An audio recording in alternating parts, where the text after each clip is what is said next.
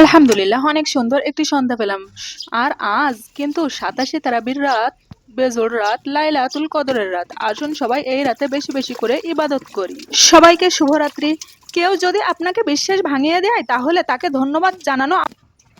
সে মানুষটাই আমাদেরকে শিখিয়ে দেয় যে সবার উপরে অন্ধের মতো বিশ্বাস করতে নেই।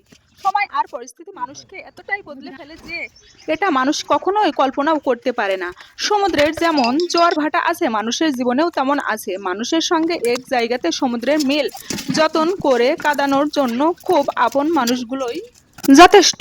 আপনি আমার গল্পের বিশ্বাসই আছেন, কিন্তু আমি যে আপনার গল্পের নামমাত্রই ছিলাম সেটা নাই বুঝতে পারাটাই আমার ভুল ছিল।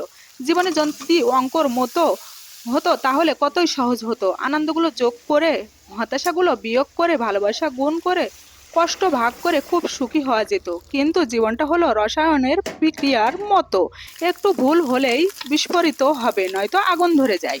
জীবনের প্রতিটা পদক্ষেপ খুব হিসাব করে চলতে মানুষ হয়। কখনো কখনো এমন কারোর সাথে সারা জীবন থেকে যায় যার থাকা না থাকতেও আসলে কিছু আসে যায় না। মানুষের জীবন মানুষে আসে, মানুষ যায়, অধিকার নিয়ে কাউকে আমার মানুষ বলবার মতো মানুষ সবার জীবনে আসে না। একটু ভুল হলেই সেই ভুলের মাসুলগুলো সারা জীবন বয়ে বেড়াতে হয়।